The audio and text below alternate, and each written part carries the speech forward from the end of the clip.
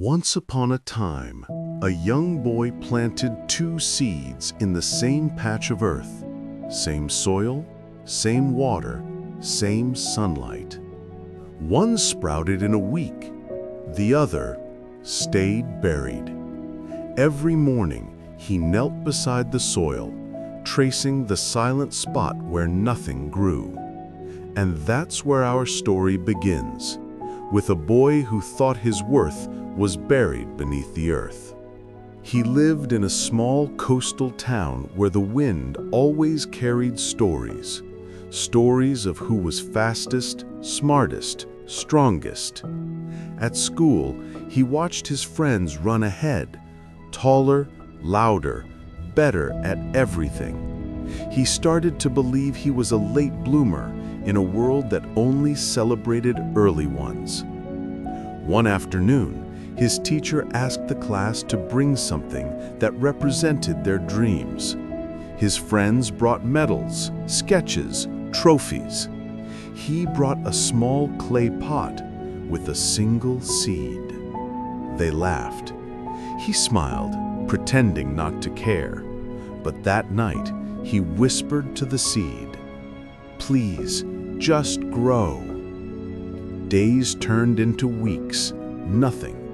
He began to dig up the soil, thinking maybe he'd done it wrong. And what he found broke his heart.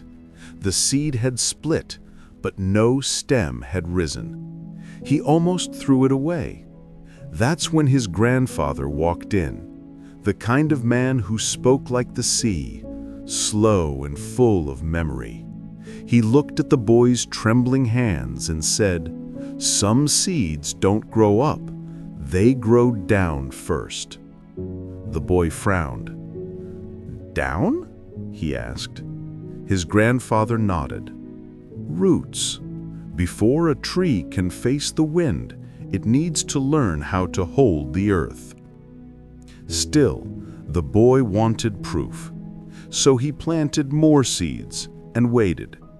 Every morning he compared them. Every morning he felt smaller.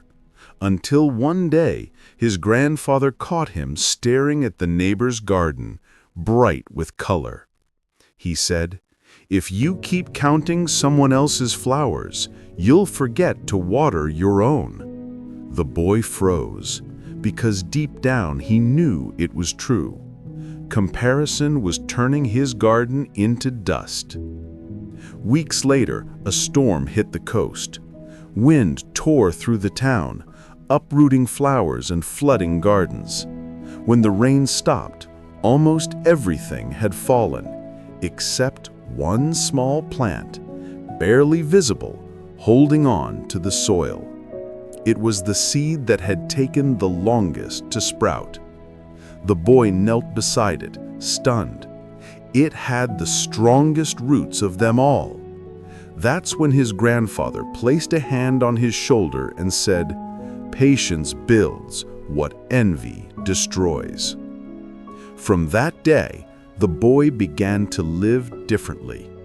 He stopped racing others and started watering daily. He practiced drawing for 10 minutes each morning, not for praise, but for progress. He helped a classmate who used to tease him, learning that kindness grows faster than pride. He brought his small plant to school for show and tell. This time, nobody laughed. One girl whispered, "It's beautiful." Months passed. The once empty pot now held a small tree, not tall, not grand, but alive. The same friends who had laughed before asked him how he'd done it. He smiled and said, "I just stopped digging it up to see if it was growing." And by spring, his little garden had become a place of calm for the whole neighborhood. 10 people visited every week to learn planting from him, to watch, listen, breathe. His patience had turned into something measurable. 10 new gardens born from one seed. And if you listen closely, the sea breeze still carries his lesson.